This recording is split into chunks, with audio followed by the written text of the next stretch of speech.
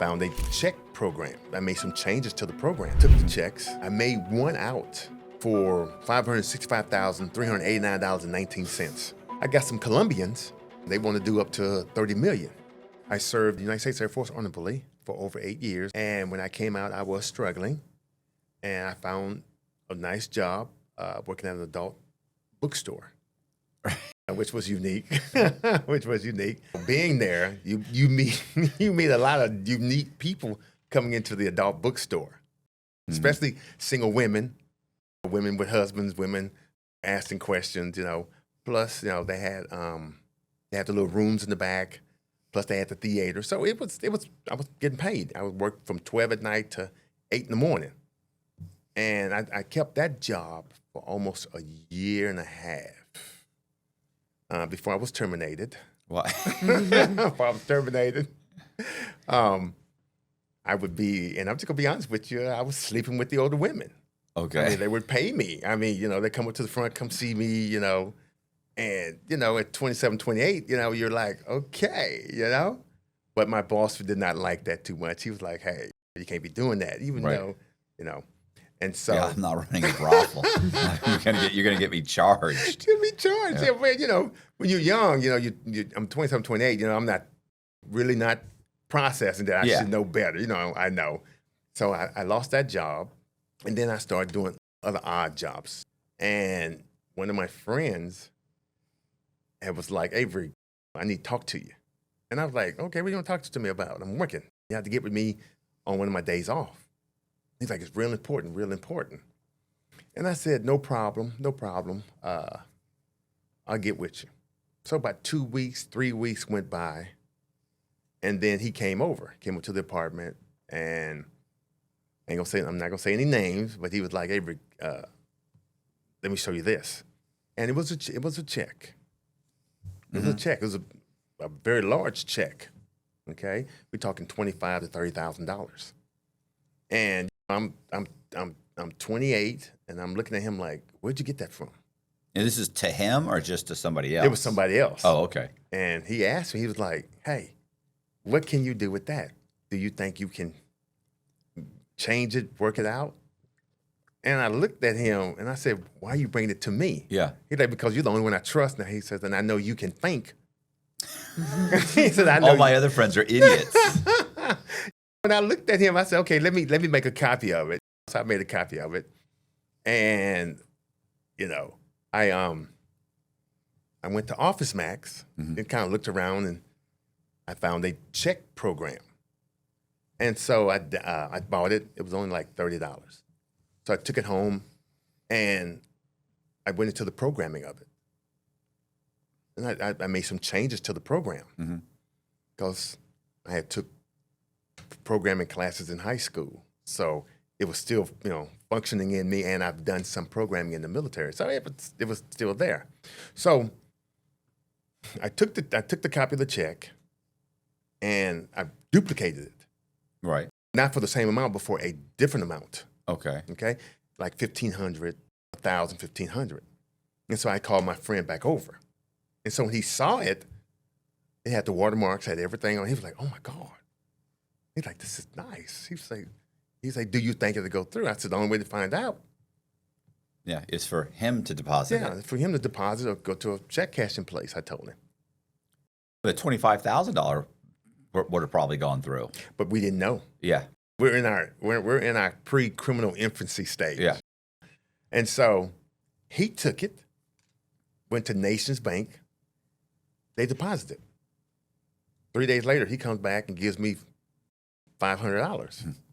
I was like, oh, okay. He said, that's what this is for. He says, can you do more with different people's name on it? I said, yes, I can. I said, it's not a problem, but I don't want them to know where you're getting them from. Right. That's my first thing. I want nobody to know where I'm getting them from. I've worked 2 jobs. I don't need the headache. So then I did a few more checks. I got. This is all based on this one. This is a business check, correct? Correct, a all business check. Based on this one business account using that routing number, that account number. Correct. Are you changing the check numbers? All that's getting changed. What I did, it had never been tried before. when I rewrote the program of this check program, I went in and changed some things on it. And I'm not trying to relitigate my case. I'm not trying to, make it sound like this is a good thing. No, it was a bad thing. Right. Okay, and I know that. Okay. I raised the numbers, the account number and the routing numbers. I raised them a millimeter and kind of slanted them a little bit. So when they went through, they would continually circulate. The bank would say, okay, the money, the check is good, hadn't come back. So we keep circulating. And they would give you the money. So, and that was with that one business check. And so I did maybe a total of 40,000 in different amounts that added up. And those checks were all over Houston. They're all over Houston. And these are different people depositing these checks in their accounts? Correct. Okay. Correct, or taking them to the check cashing places and getting them cash. And so my cut would come back through him. So he would bring me like $5,000 to $6,000 one week, and then bring me another $4,000 or $5,000. And I was like, oh, okay, I'm happy. I'm paying bills. I'm taking care of my personal business. Right. Okay. Then he brings me several more different business checks. And he was like, these are different ones. And I looked at him, I said, you're going to continue doing this? And he was like, I don't see you giving back that 10 grand plus you got here. And I was like, okay. And he was like, you're making more doing this than working those 2 part-time jobs. And I was like, but I don't mind working. Yeah. And you know, I had been working since I was 14, so I didn't mind working, I told him. It makes it a little bit easier, and so I took the checks, and then I made them. I had to order some more check paper, right, which you could do back in the middle '90s. You could order it with no problem. And some of them came with the watermarks, some didn't come with the watermarks. But I could easily put the watermarks on the checks with no problem. And so we did the new ones, and we didn't do them in Houston. He would take them to Dallas, Austin, San Antonio, Corpus, and put those out there. And he bought me back a substantial amount, and it blew my mind. I was like, whoa, we before 10,000, Now it's what, 20, 30? No, it's like 40 and 50,000 cash. Where is he getting people to deposit these checks? I didn't ask that question. Right. My only question was just give me the names you want on it, and that's it. And what we did, we would take one of those business checks. Once we did that number, then I would shred it. That way we'd never go back and use it again. Right. And so this went on. We're talking, let me see, this 97 going into 90, about 98. 98. Now I'm getting into the banking system, okay? So I'm doing it. I still got my little 2 part-time jobs, because I want, W-2 time, you know what I'm saying? I got to make sure I'm doing what I need to do to make sure I'm looking good on paper. One thing I tell people don't put garbage in a storage unit. So whatever he would bring me, I would put it in my storage unit. I never kept any of that cash in my apartment, okay? And I never let him know that either, because, hey, I don't need anything coming back to me. What about the computer and the printer and everything? Is that in your apartment? That was in my apartment. That's not good. Well, wait a minute, though. Wait a minute. Nobody would ever come to my apartment. The police will come to your apartment. Well, hold on, the police. Well, wait a minute. Let me get. I'm gonna tell you what happened. So you'll know. I do have brains. Okay. I'm not crazy. Okay. Eventually, I did move the computer and the printer I was using out of my apartment into my storage unit. Did you feel like it's getting hot, like something might go wrong, or you just precaution, just in case, or did you feel like something's wrong? It was precaution. Okay. Because in U-Haul, they have plugs, so you can always plug plug something in Yeah. and do what you need to do. And I had a complete setup inside U-Haul. Right. Okay? So nothing was at my apartment, so I have to worry about it. Inside U-Haul storage. Yeah, U-Haul storage unit. Okay. When I think of U-Haul, I immediately think of a truck. No, the U-Haul This is storage actually unit. Okay. Yeah, U-Haul storage unit. Like I I know they said, had storage. I didn't know they had storage unit. they got storage units. Okay. Yeah, I believe you. I had a medium-sized one. Okay. Okay, so I had the printer and the computer in there. Okay, and so whenever he came, he would come to the apartment, and whatever he needed, I would have it already done for him in an envelope. But I started wearing surgical gloves, the little plastic gloves. Yeah. I started wearing those because I didn't want my fingerprints on anything. Right. Okay, but he didn't know that because whenever I gave him anything, it would be an envelope. Right. Those office envelopes, the big ones, the vanilla ones. Yeah. I was giving him those with the checks inside. Okay. Right. Because I'm protecting me. Yeah. And so after that, this went on. The summer of 98, he bought me some oil and gas checks, business checks. And these were like, what, 400,000, 250,000, 780,000. These were big checks. Right. And so I'm looking at these checks, and I'm like, dude, the only way to cash those, you're going to need to put them in a bank, right, or a mutual fund. Now here's where it gets exciting. Okay. When I said bank, he said, well, we've already been doing some at a lot of the banks. He says, I didn't think about mutual funds. I said, mutual funds, they go through, they won't question it. Yeah, because they're used to getting big. They're used to getting big checks.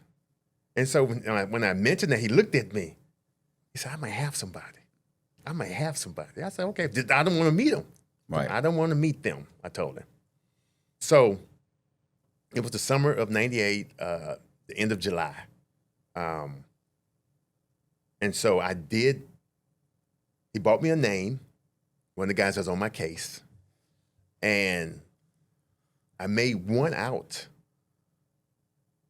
for $565,389.19. Okay. Okay. I remember that figure because that was the first one. Well, I gave it to him. He took it. The guy went and dropped it in his mutual fund. Well, he comes back, 5 days later, and gives me almost $100,000. And I'm looking at it like, are you kidding me? He said, the mutual fund cleared it with no problem. I said, well, the programming allows me to raise the routing number and the bank number, so it's going to go through. It's going to go through for quite some time, I told him. He says, fine.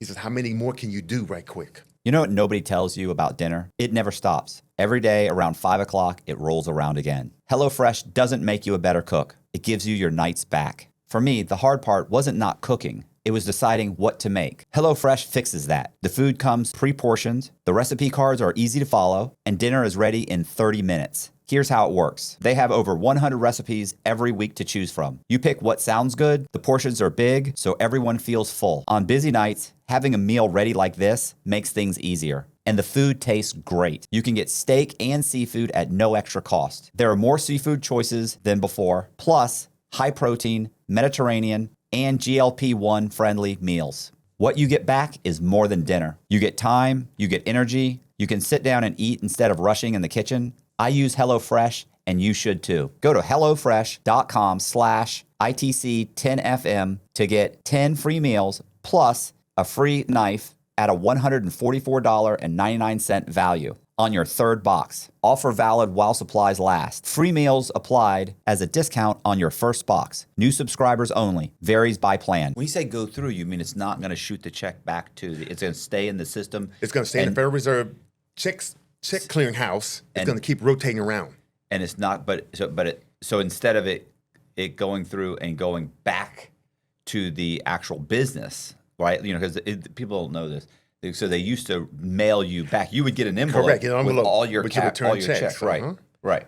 So it wouldn't go back to the company, okay? And this is where we get caught up with the feds. So then we made more checks. We stacked that mutual account to almost $15 million. The same account? You just kept dumping them in the same account? Because the individual knew the fund manager at the mutual fund company. So he was like, he knew him well. He's like, no problem. Been there forever. Yeah. Your checks are good. Don't worry about it. Tell me what you need. Well, Bank One, now remember, this is pre-911. Right. Where you can go in and get $100,000, $250,000 with no questions asked. Okay? When we did that, we had different people that was helping to facilitate some of this, okay? To make sure this individual would take the check to his mutual fund, deposit in, get a deposit. We had people watching him, making sure, if he go and withdraw something, somebody's there with him. So it was like a total of 5 of us. Me doing this, the other guy, and then the other 3 watching him, plus a female. Well, they was in Bank One. And the mutual fund company, this is at the end of, November. The middle of November. They went into Bank One. Bank One kicked out $1.5 million in cash. Remember, this is pre-911. Yeah. You could go into the bank and withdraw whatever was in your account, you could pull it out. When the Brinks truck showed up, the big one, they had the cash and stuff. And so they took the guy into the back room to the people, and they put it on the machine. It's counting. It's $1.5 million. They walked out the bank with $1.5 million. Okay? $1.5 million. Okay? And you guys are watching the whole time. Yeah, we're watching him. Somebody's in there with him. Are you concerned that he's going to take off with the money? Yes. Yeah. Oh, okay. Yeah, of course. That's a lot of money. Yeah. Plus, he had a drug problem. Okay. I was going to say. He had a major drug problem. Okay. So that's why he's going along with this, because he's got to know at some point these checks are going to come back on Yeah, him. correct. And this is when they're getting ready to come back. Right. Okay? So remember, we started in July, end of July, and we kept doing this. So, so when we got the money, we split it up. We met at the club, we're all at the back of the VIP, and this is when I'm seeing everybody. Right. And they're seeing me. He's already told me who they were. They don't know who I am. All they know me by is AL. Okay, that's it. And so we're dividing up the money. I'm taking out of 1.5, I'm taking almost what? Almost 600,000. Okay, because I got expensive. I tell them I'm the one doing this and expenses. You're buying paper and you got a program. You got a QuickBooks program but I'm doing what I need to do. Yeah. Okay. But they don't have any idea. They don't have any idea how it works. So correct. And that night I told them, I said, hey, this is it. I got $600,000. Y'all got the rest. I don't want nothing else to do with it. And so we told everybody, set on your money, because Christmas is coming. This is November of 98. Right. So I take my bundle, I go home. The next morning I get up and I go put mine in my storage unit. Right. I kept 20,000, but I put the bulk of it up because, I'm saying, okay, Christmas coming, I can pay off my car, I can do things. I can quit these 2 part-time jobs and do what I need to do and go full-time, get my associate, get my undergrad, get a master's, and keep it moving and live a little bit. Right. So everybody is doing what you're supposed to do, sitting on the money, okay? Nobody's buying nothing big. Nobody's buying luxury items, car, jewelry. Nobody's doing any of that. Well, one of the guys decided to go buy a brand new Ford Expedition in cash. He worked at FedEx. Yeah. Okay? Unbeknownst to all of us, we didn't know this. I'm going to work like I normally do. I'm working, and I'm working. The other guy's working too at his job. The other young female, she's working. Well, when he bought the expedition in cash, that set off bails. I was just thinking, why not get it financed? Once it's financed, you can go get cashier's checks, money orders. You can go in at that time. You could go in and for $10, you could go in with $7,000. Correct. And for $10, they give you a cashier's check. Correct. They put any name on it, anything, Correct. and then you could just mail it to wherever. To the finance company, and take it back to the dealer, and they'll take care of it for you right there. In 3 months from now, after you 7,000, 8,000, 5,000, 7,000, you just keep sending that, and in 3 months from now, your car's paid off, and there's no real. I mean, yes, if the government came in and pulled those files, but it's highly unlikely they would, because they're really just going to basically be looking at your bank account. Correct. So he worked at FedEx part-time, so he just didn't have $35,000 cash lying around. Right. So the dealership called the IRS, say, hey, we got a guy that just bought $35,000 in here It's suspicious. for the expedition, but he only makes $23,000 a year at FedEx. He's just a good saver. Well, the IRS started looking. Then they gave it to the FBI. So then the FBI goes to the dealership. What's going on here? The dealership still had the cash. Mm-hmm. The FBI looking at the cash like, he bought that in? It was all hundreds, big bill. So in their mind, they're thinking, where he get this kind of money from? Mm-hmm. And he's only 24. Okay?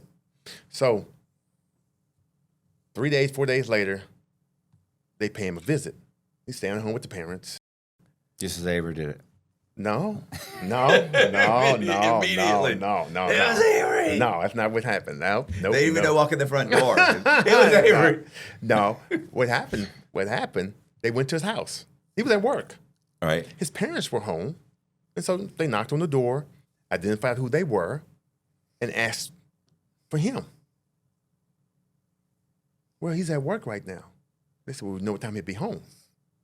They said, yeah, he should be home by 4:30. Why? Well, you know how parents get, why? What has he done? Yeah. Well, we're trying to figure out where he got $35,000 in cash. $35,000 in cash? Like, they were probably shocked, They right? were Like, shocked. What? The parents were shocked. So they're like, where'd he get that from? You know, they're looking at each other like, you know, and the father told the FBI, well, you know, he did pay our mortgage, $1,100 mortgage a couple of days ago. And they were like, okay.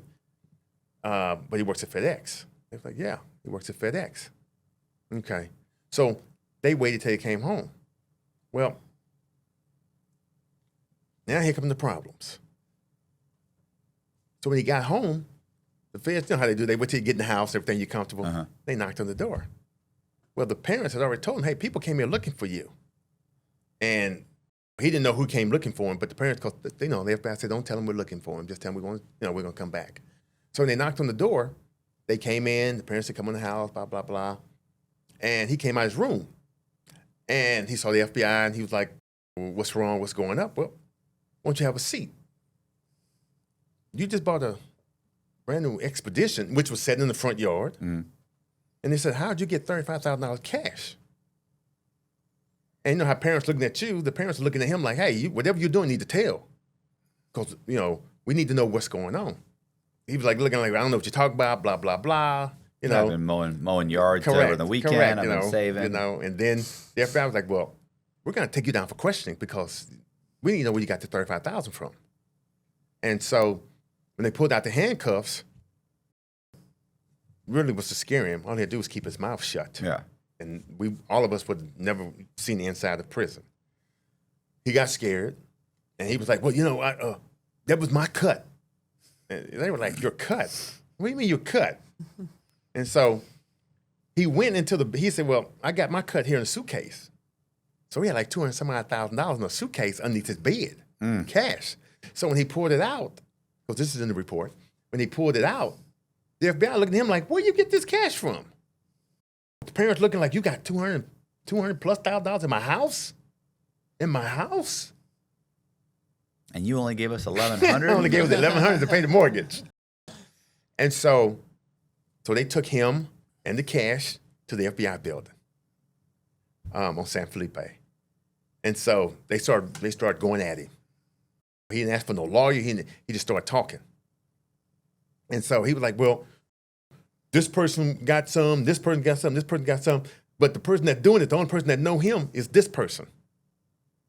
So then they go get the crackhead. Right. They get him, and he started telling everything. Oh, I know they gave me these, they blah, blah, blah, blah. Okay, that's 2.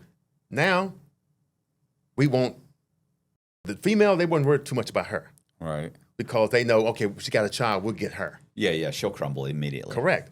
So the other guy, they had, when they got caught by an expedition, they had him meet him. With a wire. Well, no, this is 98. This is November of 98. They had wires in 98. They probably did, but I don't know if he had a wire on him. They just, Okay. They was in the parking lot. Right. And his story to the guy was, hey, I got some Colombians that want to do this in their country. They want to do up to 30 million. So my friend was like, 30 million? Oh. He's not thinking he's being watched. Yeah. He's being watched. So I don't know anything about anybody getting arrested. I'm still working. I'm working my 2 part-time jobs. Right. Okay? And so so he leaves. Well, the FBI follows him to his house. Okay? Well, they knock on the door of his apartment. He's in there with his girlfriend, what have not. And they say, hey, we want to talk to you. Such and such, blah, blah, blah, blah. They lay it out. We already know about him. We know about the other guy. We know about the female. Where's your money at? Because the other guy, the crackhead, we gave him $200,000. Right. Okay? We knew what he was going to do with his. Yeah, he's probably going to kill himself. You can't He get gonna jump off a building with a big thing of crack. So it was good. And so my friend, he had money. He kept $1.5 million. I got about 5 to 600,000. He got another 4, maybe 400,000. Mm-hmm. And so it was in the house. It was in the apartment with him. And so they arrested him. And so they had all of them downtown. Okay? Now remember, they hadn't put anybody in jail yet. So they're trying to figure out how they amassed this amount of money. Because this person say this person done it. This person say he got it. This young lady. So I had a pager at the time. And my philosophy was, I don't want to talk to anybody anymore. I'm done. I got what I want. I won't bother with nobody. And so all this is going on without me knowing it. Nobody's called me. Nobody's saying nothing. And so I'm okay, everybody's quiet. So I had some check paper in the house and everything. And so it was November, so I had my fireplace going. So I just threw it all in the fireplace. Did you know these guys were getting busted? No. Okay, so you had no idea. You're just cleaning up because you'd already decided I'm not talking to anybody anymore. I just clean up the rest of anything that may be here. Correct. I got everything. With that kind of money, you have to know something's going to go wrong. Correct. And especially with these people that you're giving it to, you have to know they can't handle that kind of money. They were given instructions. And they didn't follow. They didn't follow the instructions, and that's how people get in trouble. You give them a whole bunch of money, and it's just really an opportunity for them to make a whole bunch more mistakes. Correct. So, and that's what happened. I probably was the only one that sat on my money. Mm-hmm. So what happened, they got their money, okay? And so then all they knew me by was AL, okay? And you got your pager. I got my pager. And so it kept going off. And I was like, and I knew the number, like, what the hell? Why are they calling me? So I always went to a payphone, okay? I never used my home phone. I always went to a payphone, at least a mile away. And so I would call. Yeah. And what happened is the FBI had the phone tapped where I was calling back into. Right. So I'd be like, hey, what's up? And the guy would say, hey, AL, what's going on? What you doing? So I'm not doing nothing. I say, I'm relaxing. You paged me like crazy. What do you need? He's like, well, I got these Colombian guys that want to do this. And I said, no. I told you, no, I'm done. I said, I got mine. You got yours. Everybody got. Y'all should be sitting still. I'm not doing anything, I told him. Not doing nothing. And so I said, hey, that's it. I hung up on him. Well, they had the phone tapped, so they knew the payphone I was using Yeah. because I stayed on there talking to him. So then when I hung up, I heard him left. That's how I always do. So I hang up, I don't sit there until I leave. Well, a couple of days went by. I'm thinking to myself, so I go to my storage unit. I'm saying, wait a minute, something ain't right. Something ain't right. And so I took the drive, okay, and the printer, and I take it to the other side of downtown Houston. And I found a dumpster, and I just throw it in there. Do the whole thing in there, okay? I made sure it cracked, okay? And then I poured water on top of it. And so that was done. I went back to my storage unit. My safe was in there. I said, okay, I'm good. I got other stuff in here, books and stuff. I said, no problem. So then. Where's the money? Is the money still in there? Mm-hmm. Okay. Mm-hmm. Money's still in there. And so I go about my business. But in my gut, I'm like, okay, something's wrong. This is about, November? I remember the day. It was a cold day. Sunday was November the 16th or 17th. It just rained the night before. So he called me again on my pager. And so I go to the payphone somewhere away from my house because the pager would always go off at 6:37. So I always knew, okay, he knows I'm getting off of work on this job. So in my mind, I'm like, it's the third time he didn't page me at this time. So now I'm thinking, what's really going on? So then I go to not the same payphone because they were there waiting on me. Right. So I go to another payphone, okay? And so I call. I go, what's going on? Why are you paging me? What's going on? And where are you? He was like, well, I need to talk to you. The Colombians are bothering me. We need to do this. We need to do this. That's like a you problem. I said, what did I tell you? I said, I'm not doing nothing. I said, you got yours, I got mine. I'm trying to live a peaceful existence right now, okay? And where are the other people at? Is everybody okay? Because you're the only one blowing up my pager, I told him. He was like, well, he said, look, meet me. I said, meet you where? He was like, just meet me at the Walmart in Houston off of Highway 6 and 529. All right, I'll meet you there. When? He said, meet me about 11 o'clock. You already know something's wrong. I know something wrong. So let me tell you what that do. I hang up and I leave. So 2 days later, they show up at the Walmart. I'm across the street. Right. I'm across the street from the Walmart. And so I'm looking, I'm parked, I'm looking at the Walmart. I see his car, okay? And so I had a young lady I was seeing that worked in Walmart, optometrist department. And so I called, I said, hey, my friend's getting ready to come up in there. I'm gonna let you know, just be ready to pick up the phone when I call you. She said, okay, no problem. So then I see him get out the car. Then I see a bunch of FBI cars go in the back. They were basically surrounding the Walmart. Right. And so at this point, I'm like, what the hell is going on? And so then he gets out the car. I see a short lady with glasses go over and talk to him. And another gentleman that's taller than her talking to him. I'm like, what the hell? You know, I'm looking at this. I'm like, what the hell? But unbeknownst to me, there is a FBI agent in the parking lot. Because there's a payphone. There's two payphones over there. Right. Okay? So one's at one end of the block, and the other one, I'm at the other one, at the far end. Okay? And so I'm watching it. And so I see all three of them going to the Walmart. So I call my friend, and right there, as soon as you walk in, it's right there, the eyeglass place. So I say, hey, do you see such and such come in there? And she's like, yeah. I say, call his name, say, you got a phone call. So he comes over there, and she go, hey, is your name such and such? And he goes, yeah, hi, you got a phone call. So I get on the phone with him and say, who are those people with you? Those are not Colombians. And I see a bunch of FBI cars all around me. What is going on? He go, Then the FBI lady took the phone from him and said, AL, we know this is you. Okay, where are you at? We need to talk to you. I go, ma'am, I'm gone. Good day. And I hang up the payphone and I hurry up and get in the truck. Well, Remember, the FBI agent was over there. So he saw me. Apparently, they got on the walkie-talkie, and they were saying, hey, he's at the payphone somewhere watching us. He's watching us.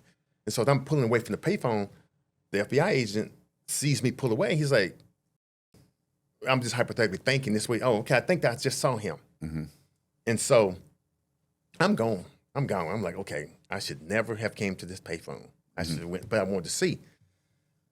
So the agent followed me, and so they pulled me over, and then they were like, hey, get back in your truck. We're going to take you to Walmart. I'm like, Walmart for what? What I need to go to Walmart for? So they let me drive. They got me, where I have to drive back to Walmart, no problem. So then I park, I get out, we walk into Walmart. And they're in the optometrist department. So I walk in there, and I look at them, I say, how can I help y'all? But I still had my pager on me. And the FBI lady was like, you're AL. I said, no, I don't know who AL is. I don't know. What are you talking about? And she looked at the guy. She said, is this him? And he's like, that's him. And I said, I don't even know who you are. I said, what's going on? At this point, they hadn't arrested me because they were trying to make sure I'm the person. They're trying to identify you. Yeah, trying to identify me because they didn't know who I was. And so. Right now, you could just be some guy who was using the payphone. Correct. Was using the payphone, bro. Correct. I could be an innocent person using a payphone. So what they did, the other FBI agent went over to the phone and dialed my pager number. Pager on me. It go off. And I just kind of look, and the FBI agent was like, you're coming with us. You're coming with us. Well, can you let me? I got a call, so can I make this call first? Because the FBI agent was ringing the pager. I know. And, and it was going off, and he was looking at her like, that's him. That's him. And so they arrested me, took me down. That's when they arrested me. They took me to San Felipe. That's the building. Because they took those three down, but they wanted the female. And I'd already told her, if you're going to leave Houston, leave. Go wherever you're going to go, but get the hell out of town. Because nobody knew where she lived. Right. Okay? So all they could really do is they have to ID her. I knew where she lived. Right. Okay? So they had the first guy call her with me. I'm literally sitting at the desk watching him call her. And I screamed, hang up. And the FBI agent shoved me like, shut up. And instead of her hanging up, she kept talking. That's how they got her address. Then they went over to her house. And so I'm saying to myself, she should be gone. She should be gone. She wasn't? She just stayed there? Stayed there with the baby. And so she had what, 175,000. How long till they put all this together? You guys all got the money. Was this within a week, 2 weeks? About 2 weeks. 2 weeks? Because they had them. Yeah. But no, it took them time to trying to keep what's going on. But they didn't arrest any. They didn't put them in Harris County. They kept them out. They kept, hey, I'm gonna leave you out because they wanted the ringleader. Yeah. Well, and they also it might show up in it might show up in you the can news check yeah, or the paper. Because I'm a news junkie. Yeah. I watch 6 different channels. We can't have him knowing for sure. Oh my gosh, these 4 people that he's associated with got arrested. He's not going to answer any pages. He's not going to do nothing. I'm going to get rid of the page and be done with it. So they got her. They left her out. They booked me in.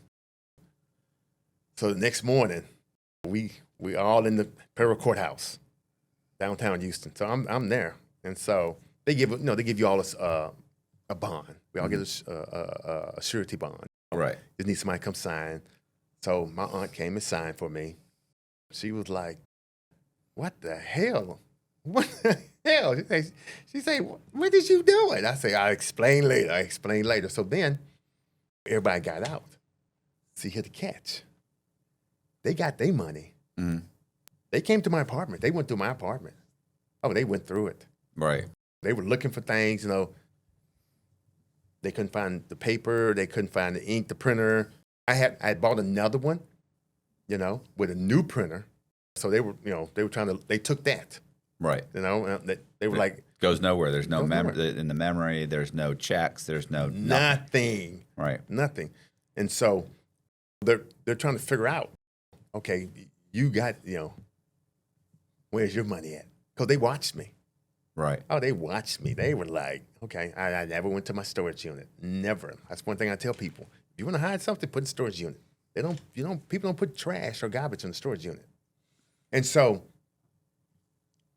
they finally, got a lawyer. We go through the whole Fed thing, process everything. The FBI agent labeled me a danger to the banking industry because what we did, nobody had ever done it because those checks were coming back. Mm-hmm. That's when they really started coming back to the mutual fund. They were sending them back to them saying, hey, this ain't us. This is not our, And so my lawyer worked it out where I did a plea agreement. I told on myself. So Yeah. if they want to tell, they can tell. But for some they've already told. Yeah, they already told. They already know everything. So the FBI needed to know, Yeah. And one of the things that they asked me, where's the money? I said, I'm sorry. Okay? You put them cuffs on me, okay? You threw me in the back of your car, all right? You took me to my friend's house so she would open the door, seeing me outside. I said, no. I said, I have no idea. I spent it. Right. I spent on girls. I spent on shoes, clothes. I said, I traveled a little bit. Gambling. Yeah. It's gone. I told them. That's what I told them. And so they were just pissed because they had their money, but they need the company where the bank was like, look, we need our money because they went to bank one. Yeah. Remember, banks were giving out, if you had it in your account, they give it to you with no questions asked. Well, bank one and the mutual fund company was arguing with each other. Hey, we need this money back. I didn't care. I'm finna go to jail for X amount, well, prison for X amount of what have not.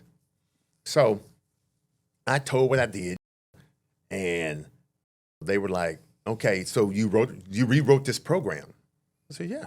I said, don't take a rocket scientist to rewrite a program. And so they had copies of the checks that came back, and they were like, they laid them all out there. And the ones that did come back from the previous, they had those. And they were trying to say, well, these, I said, I have no idea. I said, but I can tell you, those, I did.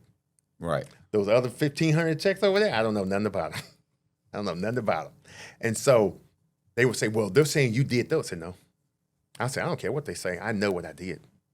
Okay? They got somebody else do those.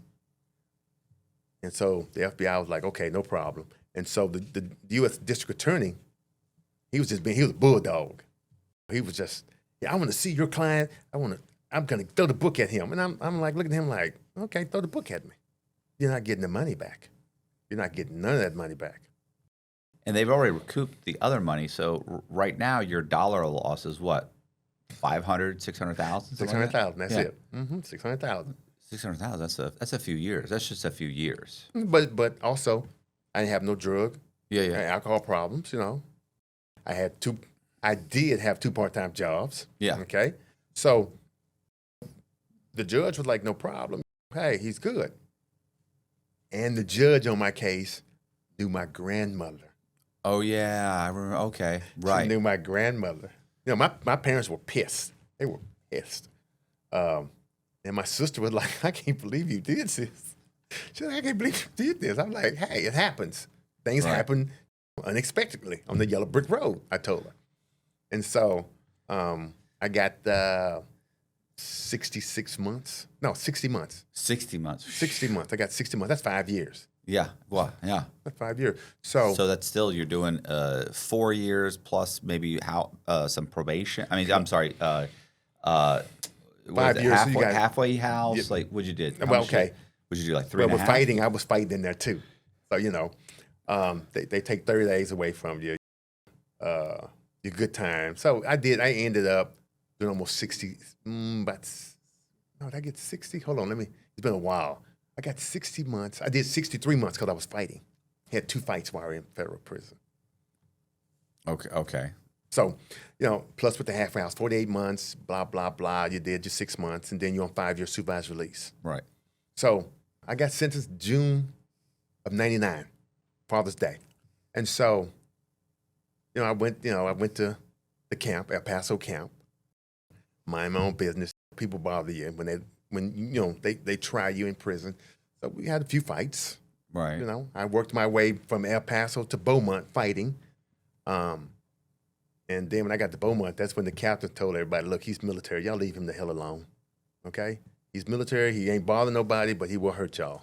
And that's what I was doing. I was breaking things. I don't care. I'm in prison. You threw me in there with a bunch of animals. So I become an animal to survive. Okay? So I did my time. I came out in 2004, August of 2004. And coming out, you're broke. Yeah. You're broke. Well, most people are broke. Oh, most people broke. You're not broke. I'm not broke. And slowly I got back on my feet. I did supervised release. I had a good supervised release personnel. She was real good to me. She knew I wasn't on no drugs, but then they would bring you in with everybody else to catch people. That's how the feds work. I need you to do a UA. But they bring other people in because they know they're doing it. So you're the clean sample. Right. I was the clean sample. And so I had some good jobs. I worked really good jobs. Went back to college. Finished up my my undergrad in business administration. Also, when I came off supervised release, February of 2009, I started doing lab studies. Right. Because they were still wanting to know where that money was. Because every time I would go to my supervised release, she would say, hey, they're still looking for that money. Right. And I'd be like, I'd say I spent all that. And she would just look at me. Because in her mind, she's like, I know you got that money. Right. I know you do. And I would play the part. I would never wear anything new. I would always go down there haggard. Yeah. If I was sitting on $500,000, would I be driving this 10-year-old Toyota Corolla? Come on, man. No, I was driving a 1997 Pontiac Sunbird, okay. With sunroof. So $2,000 paid for it. So I played the game, okay. I came on supervised release because every now and then when I would leave for work, I worked at Union Pacific. I was a driver. I would see FBI agents parked outside the tracks watching me, and I'd be like, oh my God, it's 5:30 in the morning, y'all are watching me? Because they don't think you can see them through the cars. So I already knew they were watching. My storage unit was good. It was already paid up, so I didn't have to go over there at all. And so this went on. That's why I started doing the lab studies, okay? And I was healthy, wasn't on drugs, and I had a roof over my head, so I wasn't worried, food and car and everything, but I still needed things, and I couldn't go over there. Could not go over there. And so when I started doing the lab studies, I did hydrocodone, I did a bunch of different... When you say lab studies, explain. Lab rats. Right. Okay. Lab rat studies they test new medicines on you. Okay. On you personally. You agree. they bring a group in. They bring sample A and sample B in groups, okay? I was always being either A or B. So you would either get the placebo or you get the actual drug, okay? And they paid well. Mm-hmm. I mean, this is 2009, 10, 11, 12, 2009, okay? So I'm doing these studies. My family look at me like, you're crazy. Why are you doing these studies? I said, hey, I have my reasons. Okay? What do they do? They give you the you take the medication for 90 days and then you just fill out forms or they take blood work? Or? Here's what they do. You go in for a screening. Right. Okay? Make sure you're average health. Correct. And I was healthier. I'm exercising. I just came out of the joint, so I'm still in top condition. And right. Besides, I'm 39, 40, so I'm still good. So I passed all the screenings with no problem. So I did the hydrocodone study. That was a 60-day study, okay? So at the end of the study, when you go in, they tell you everything. You fill out all the paperwork and everything. Day 2, they feed you, let you do, walk around, whatever you go. Day 3, they give you the medicine, okay? You're in group A, you're getting the real medicine. Group B is getting the placebo for 15 days. Mm-hmm. Then they give them the real one, and then 15 days, we get the placebo, and it goes like that for 60 days, 15. Well, at the end, they pay well. They gave a check for $45,000. Okay? Nice. Yeah. So I'm looking at it, I'm like, okay.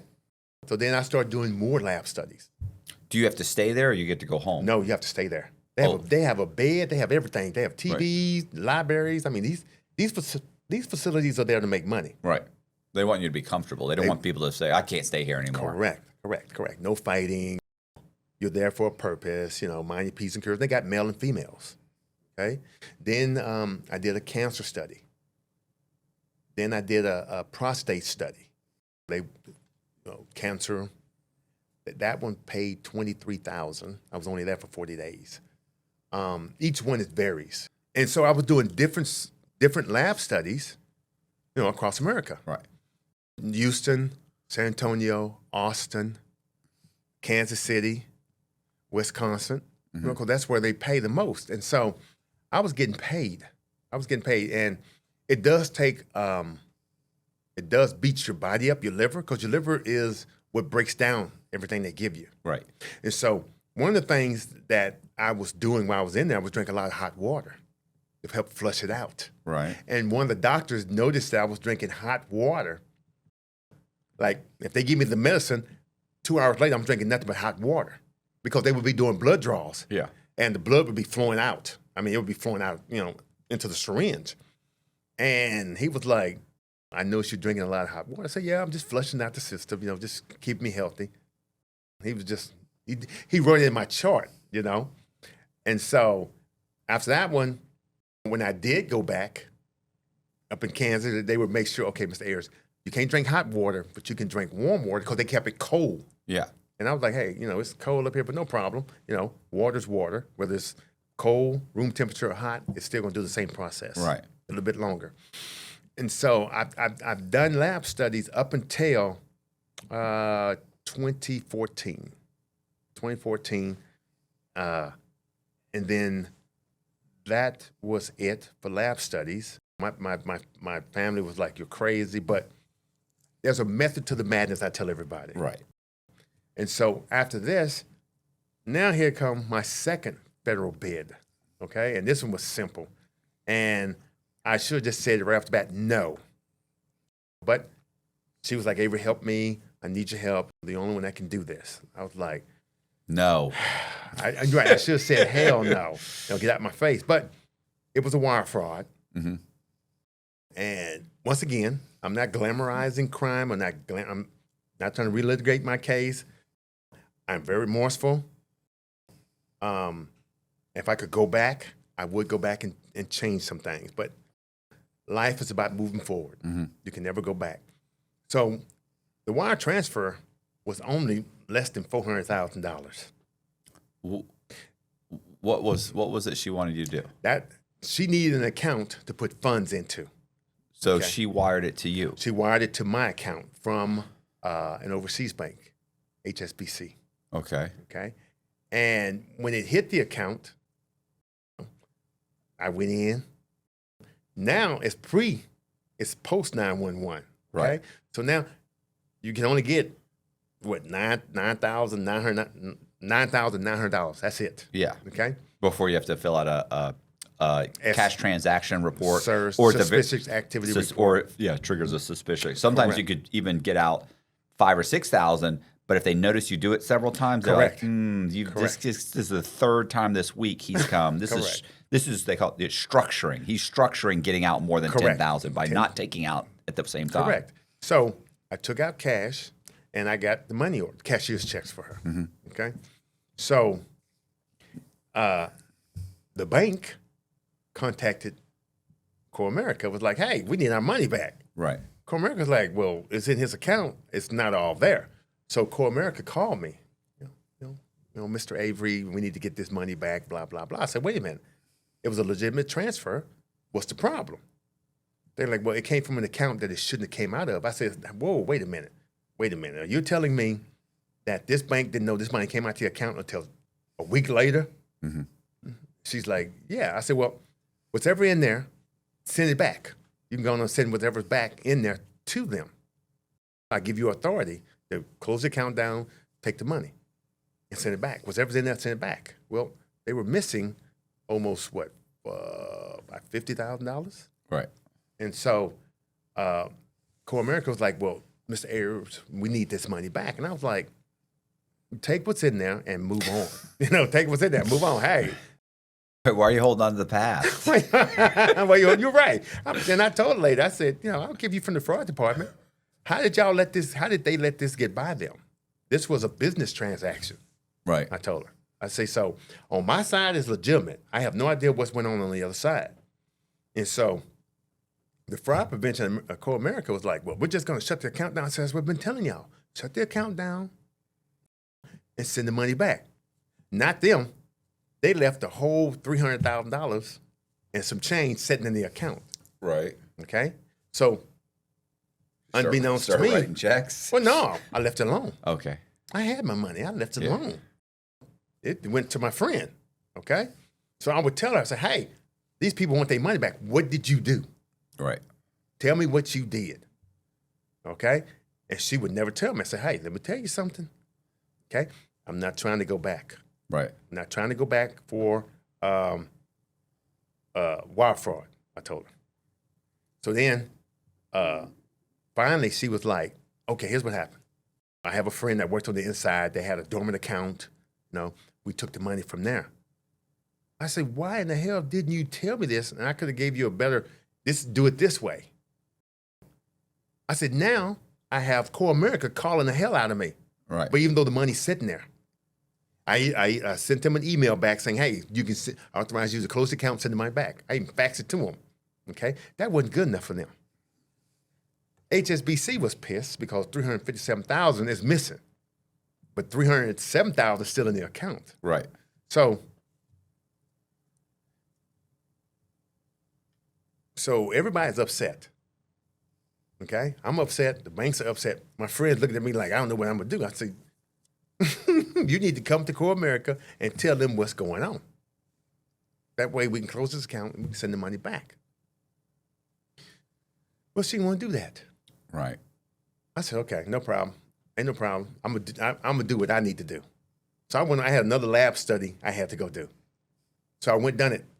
Well, unbeknownst to me, the U.S. Marshals was staking out my apartment. But you weren't there for. I wasn't there for 60 days, so they didn't know where I was. They saw my car, but they didn't know where I was.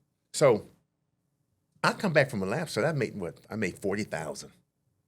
So I came back into Houston at about 10:30. I came back on Greyhound, and so on my way home, I got off of Greyhound, got on Metro. Stopped at the bank, deposit check in the bank, and went home. Well, as I'm walking from the bus stop to the apartment, the marshals sitting in the car, they watch, I walk right in front of them. They were parked next to my car. I ain't paying any attention to it. Because I was like, okay, I got my mail and went up. That was Core America with the balance from the account. I'm like, you guys are still holding on to this? It's been 90 days. So then I'm up in the apartment. And the UPS driver knocks on the door. I hadn't been in the apartment maybe 2 hours. Right. And so I opened the door. He said, hey, you got a package at the front.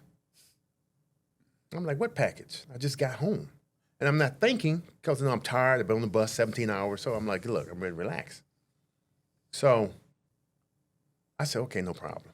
I'll go up there and get it. So when I go down, I lock my apartment. I go down, got flip-flops on. It's April, May time frame. So as I'm coming off the elevator, the U.S. Marshals there. So as soon as I come off the elevator, there they are. And I'm like, looking at them like, hey, how y'all doing? I'm not thinking about nothing. And so they go, Mr. Ayers. He said my name. Mm-hmm. And so I stopped, looked at him. I said, how can I help you? And so here come the other guy from around the corner. I go, what's going on? Well, we need you to come. I'm not coming over with y'all. What's going on? Do you have a warrant for me? Oh, well, it's on its way. I said, okay. I'm going to get a package from the front. And they were like, oh, we There's no package. There's no package.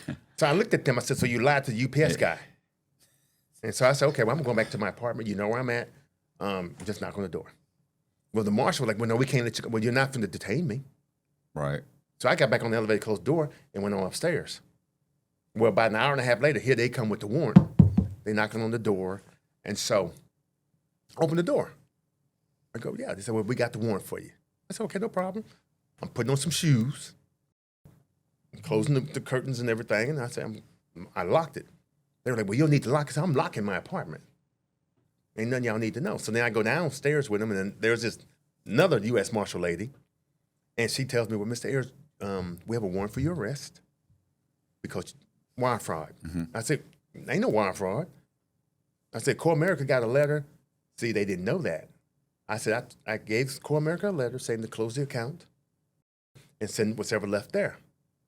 Because we didn't, it was a simple business transaction that went wrong. And so the marshal's looking at me like, wow, so you have talked to Core America. Right. I'm like, yeah, I talked to Core America. I said, who's running this outfit? And she looked at me. Then she gets on the phone.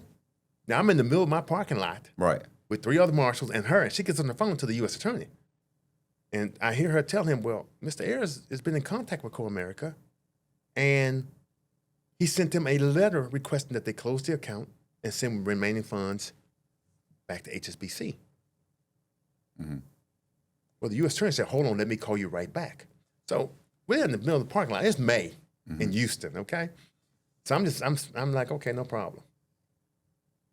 And so we're out there. I'm like, I'm gonna go back to my apartment.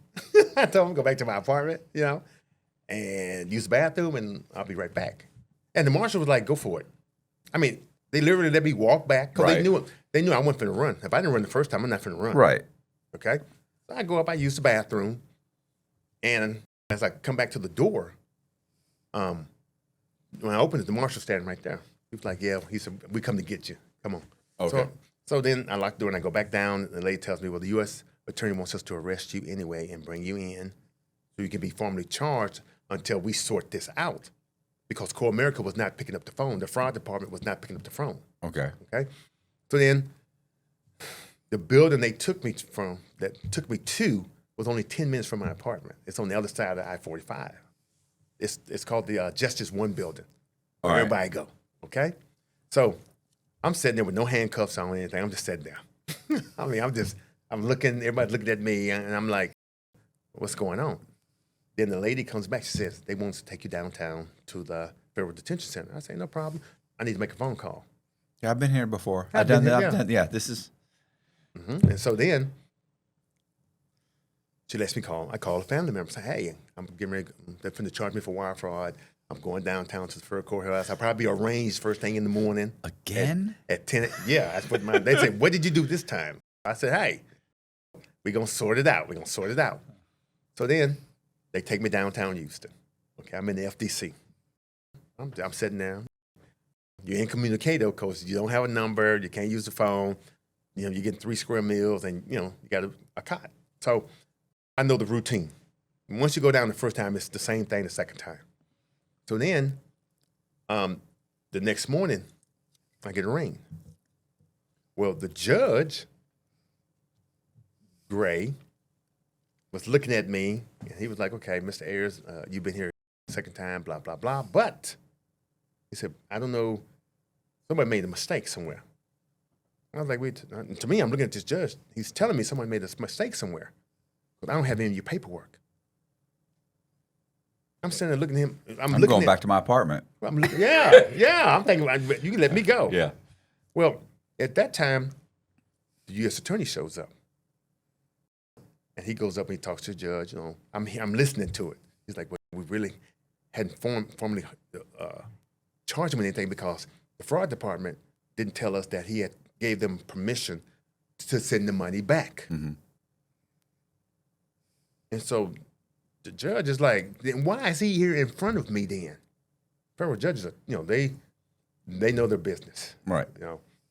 And so I was like, can I get a court-appointed lawyer? If y'all, if I'm gonna stand here, I need something. And so there was a court-appointed lawyer already in there Right. talking to somebody else. And he was like, I can take the case. So he went up there. He was like, look, let's give him a bond, surety bond, until we can figure out what's going on. No problem. They did that. So, matter of fact, my uncle was there, and so he signed me out. And so I'm telling him what's going on, blah, blah, blah. So I called the girl. I said, hey, I just made a bond from feds. So I'm letting you know. Whatever went on, you need to come talk to me. Or we need to meet somewhere. Mm-hmm. I said, because I don't like this. You're messing with me right now. Right. And so that's when she tells me, well, those are stolen funds. Right. I'm like, oh, okay, stolen funds. I said, now you tell me the truth. You didn't tell me why I agreed to this. I said, but it's okay. I said, it's okay. It's a lesson learned on my part. And so when they asked me, how did I know somebody at HSBC? I said, well, hell, let's go get her. Yeah. I go don't get her. know anybody at Yeah, I don't. she does. Because one thing the FBI does, they go back and look. Okay, he did this. Okay, so we know he's not crazy. We know he can think. Right. Okay, so somebody knows somebody in HSBC, which was her. So I gave him the name, and I gave a statement. I'm like, look, this is what I did. Anything else, you need to go ask her. So they went and got her, and the puzzle came together. Right. So I got, once again, the marshals come. They gave me paperwork. Hey, you need to come to court. I'm like, oh, no problem. So I show up for court. They tell me, well, you're going to get sentenced on this day, September of 2015, for this, this, and this. Because a whole year had went by. At this point, what are you responsible for? What are they saying you're responsible for? 50,000, or are they trying to hit you with the whole? They hit me with the whole 357. Okay. They hit both of us because it's joint restitution. So Yeah. both of us. So we both got charged with 357,000. But at this point, What year? What year was this? I'm sorry. 2015, September of 2015, I got sentenced on the second case for wire fraud. But during this time, I'm still out. Mm-hmm. So I get to research in HSBC. They are criminals. Right. Okay, when I say they're criminals. Yeah. Okay, they got They've caught. had some issues. The big issues. They were money laundering big time for the Yeah, cartels. yeah. So They pay a ton of fines and stuff. and they got a non-disclosure agreement with the federal government, Okay. which means you're supposed to, if something going on in your bank, let us know so we can stop it before it happens. Right. Okay. Well, the judge didn't know that. Well, I gave it to my lawyer. I said, "Hey, HSBC ain't being truthful with us.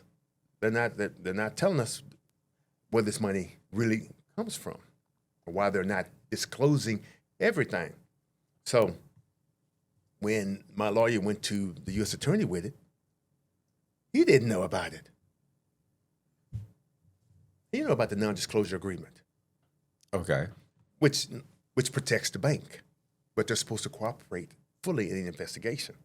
All right. Okay, which means those funds came out of not a dormant account, but a member account. Oh, okay. So it's like an unnamed. Is this like an anonymous account? Correct. So we don't know if this is was this drug proceeds. money? Is it- Correct. Okay. Correct. So it's part of their money laundering operation. Correct. And like I say, I'm remorseful. And if I hadn't done my research on HSBC, we would never found out. Right. So then the U.S. attorney was like, okay, hey, we don't want this getting out. We do not want all this getting out, okay? So what they did, they're like, okay, you take a plea for 60 months, no problem. We'll put you on 3-year supervised release and be done with you. So I'm looking at them crazy. 60 months. So they want you to go to jail for 5 years again? Again. Okay. Because I'm strike 2. Right. Okay? And that's what the U.S. attorney was saying. Even though we know about this for the HSBC, y'all still took the money. Right. That's how U.S. attorneys are. Yeah, they justify fucking you somehow. Correct. And so I was like, you know what? No problem. I just need to tidy up some things, And the U.S. attorney was like, okay, no problem. He was real cool. He's like, no problem. Because they didn't want me to start talking to the news media and say, hey, HSBC they have a non-disclosure agreement where they're supposed to tell the government about all that's going on, and they didn't. They didn't want that out. All right. So I went, and this is where I met Chris. Right. That's where I met Chris. So, And so they let you self-surrender? well, I didn't get a chance to self-surrender, but I did turn myself in at the federal courthouse. Okay. Okay, so I stayed in the FDC for 2 months, and then I got moved to Beaumont. Okay. Okay, so it gave me a chance to put everything back in storage Right. and do what I need to do, put a little money on the books, or take with me, so I'm covered. And so I went back to prison, which I really regretted because I had a whole new future in front of me. You know, I was doing things I wanted to do. I was getting ready to start traveling, but everything, there's always a stumbling block in the way, and so I learned from it. And I was at the camp. You know, cell phones were in. Right. You know, I had a couple cell phones. Got busted with a cell phone. Got moved over to the low. And this is where I met our mutual friend, Right. Chris Marrero, and he livened it up a little bit. He's very entertaining. Yes, he is. And so it got me through the last three years of the bid before I went back to the camp, and then I got released. And then I was on supervised release. I came off a year and a half early because Judge Gray was like, no problem. Once again, he knew about the HSBC non-disclosure agreement. Right. So they were really And lenient they're with not me. out a ton of money, and that seems like a lot of time for that amount of money. Correct, it does. But remember, in the feds, it took me from category 1 to category 2. Yeah. And since it was $357,000, they still used the loss. They use the potential loss Correct. figure instead of the actual loss. They used to, Right. and so I was Because they like, got the money back, except for the 50. yeah, except for the 50. So the whole 357 was put on our back. Okay. What year is this? 2014 is when it happened, but I didn't get sentenced till 2015. So you're out by like, what, 2018, 2019? No, I came out right before COVID, right at the beginning of COVID, February of 2020. I came out. Okay. Okay, like February 24th of 2020, I came out. And so I came out. I was like, no problem, you know. Brought all my legal work home because I did legal work for people in prison, and moved on. Once again, moved on. I never looked back. You know, it happened. You know, now I know. You know, just hey, leave me in my own little world now. You know? Right. So when I came home, I did my halfway house time. I went back to school. I completed my undergrad and my master's while I was out the first time, and I went back and completed my associate in paralegal Right. / legal assistant studies. So I've been doing that for the last 5.5, about 6 years on the record, and 3 years unofficial, but I help people. And so it's different being a paralegal now, Right. because when I go into the courtroom, I can actually go right. up there and talk. Right. A lot of them don't know when I step into the courtroom, because if I'm in there with my boss, Yeah. they really don't pay attention. But if I have to go in there and get a case reset, talk to the clerk, or talk to the attorney at the state level, or even go and approach, like I just had a client a couple of weeks ago where I had to go in and talk to the judge. And I'm standing up there talking to her, and the DA is right there listening to me. And it's a different feeling from being on one side of the law to being on the good side of the law. Yeah.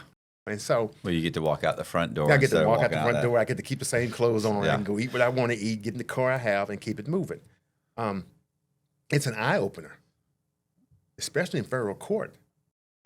When I go in there and we'll have our client, and we're talking to him, and I'm sitting at the table, and one thing I tell people, judges see everything in their courtroom, okay? Right. Because they're looking down, but they're seeing everything.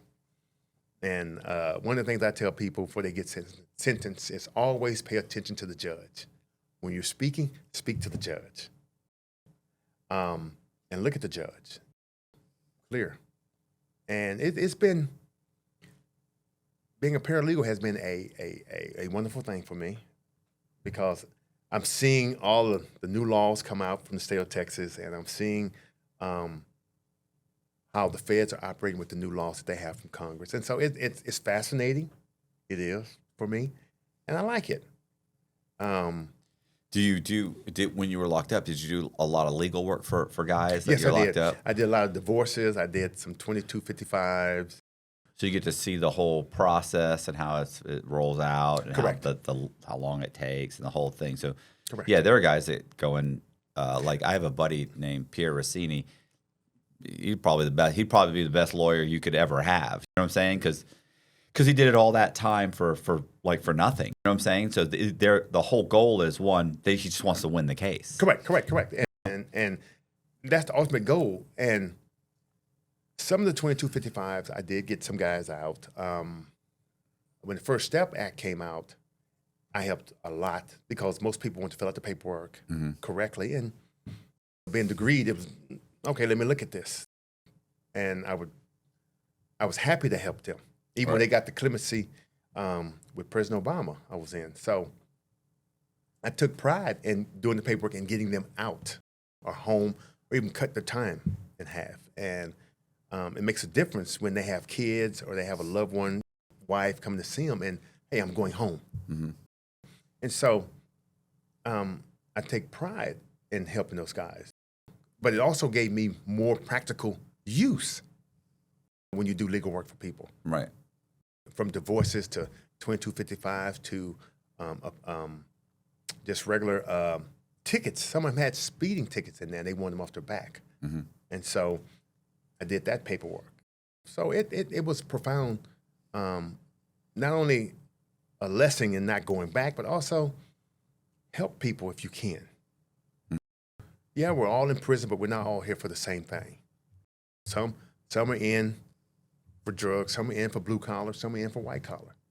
But at the end of the day, we all want to go home sooner than later to see our families, our loved ones. And so I took pride. Chris did some legal work as well when he was in there. Oh, I'd be terrified. I would be terrified. I had to look over his paperwork and be like, let me see your paperwork. Don't you give that to nobody. And I would tell him, let me redo this.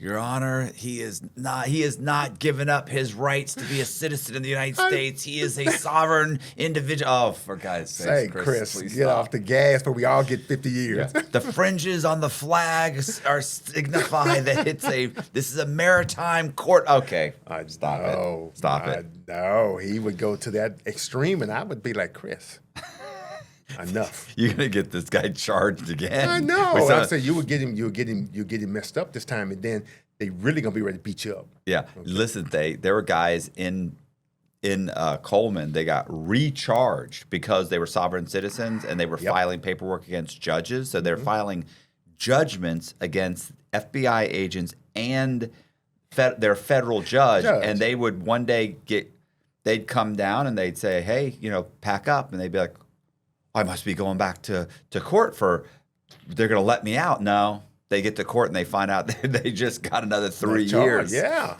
another 3 years. I forget what they call it. It's basically like, I forget what it was, paper terrorism. They don't say that, but it's something like that. It's fraudulent paperwork or something to that assumption, but against like a government official correct. or something. It's so obscure that so few people get charged with it, but like I literally watched a couple of guys leave and come back a year later. Oh, I can't believe this. They just gave me another 3 years. And it's like, well, why didn't you fight it? Why don't you go to trial? Why don't you? Because they're always like, oh, you can go to trial. You can this. They can't do that. Why didn't you? Did you tell them about the sovereign? Did you? I tried. My lawyer told me I couldn't. And it's like, stop it then. Stop doing this. Stop it. You're right. I had people at the camp doing it. I had people at the low, and I would just tell them point blank, I'm not touching that. I told them, I'm not touching that. I'm finna go home. I'm not finna touch that. Okay? We had a guy, I'll tell you this real quick. We had a guy that, now, I knew him, he was at the medium, but he had been at the low.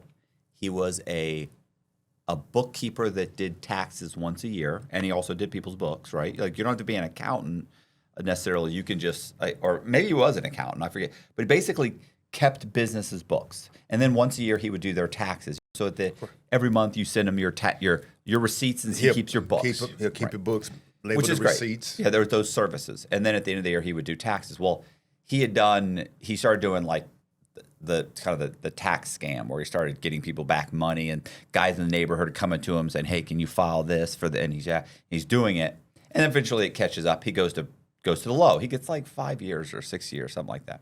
He goes to the low. And while he's in the low, he becomes, and he was already kind of on the fence with this whole thing, the sovereign citizen. Mm-hmm. But he meets some guys. They show him the book. They show him the whole book. They show him the whole thing. He applies for his Cusack number or Cusack. It's Cusack. Cusack number. Yeah. And he files his paperwork. Oh, look, my name's in all capitals, and he ends up incorporating his name as a corporation. Mm-hmm. And through some kind of paperwork, he gets some federal judge that says that the Bureau of Prisons has no jurisdiction over his corporation, his name. So it's got his name and the corporation all in caps. Now, I have no doubt that the federal judge thought he had made some argument that the Bureau of Prisons was doing something in regards to this corporation, mm-hmm. and wrote a letter or a motion or something stating that the Bureau of Prisons has no jurisdiction over, this corporation and with his name. Mm-hmm. So he gets this, which it's semi-vague, right? Like it's like, okay, well, so, but he, of course, is saying that that's me. This Correct. Corporation is me. I am the corporation. I am this. This is my, whatever, straw man or whatever that insanity is that he's got connected in his head. So he packs up his bags at the low, and he goes to the front gate. Like with his, you're not even supposed to go.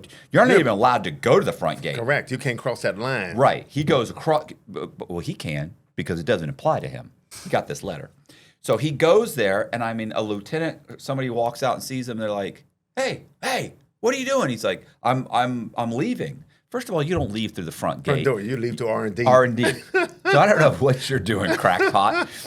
But the guy comes up. What? He's like, no. He's like, a federal judge released me, telling me, look, you have no jurisdiction over me to hold me. You have no jurisdiction at all. Goodness. And he walks up, and the guy reads it and goes,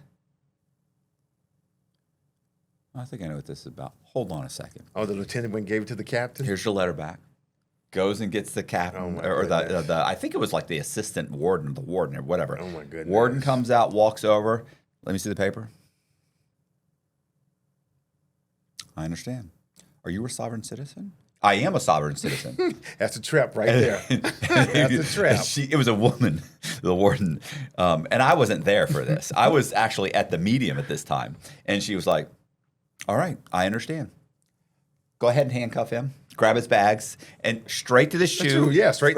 That left, that right. That's an escape charge. They charged him with an escape charge. Oh, my God. He crossed that line. Yeah, which he didn't get recharged. Like, they just gave him, they took away, 54 days. Oh, they gave him 100 series shots. Right, but it raised his custody level. So he goes to the medium. Listen, if you look at me and you think, this is not somebody who should be in a medium, mm-hmm.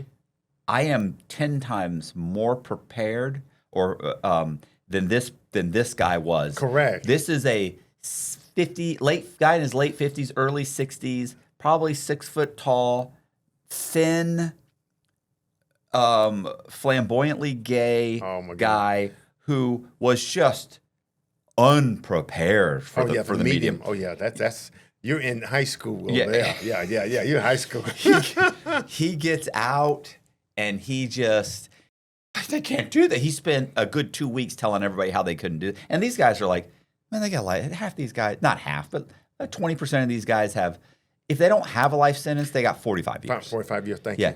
And and the average sentence over there, I think, was, if you remove the guys with the 45 years, it's like 15 or 20 years, the average sentence. So he's walking around, He walked with 5 years on his belt. You had your little 5-year sentence. Thank you. Sit down. What are you doing? It was probably a year or two before we get out. Zach knows this guy. Because I remember he was in Zach's unit, my buddy Zach, And in the medium, they have the 2-tier system. Correct. The showers were on the first tier, so you could be up on the walkway, and you basically can look straight in to the showers, right? Correct. That's medium. He would go and he would stand there Oh my God. and look, and he He finna get stuck. he's They don't play over there. It was odd, That's high school over there. They will stick you. but he so I mean the sovereign citizen guys, you kind of feel like they're harmless, but they get themselves into a lot of trouble. Yeah, but they did because when they come to get them, hey, or they call them to the front.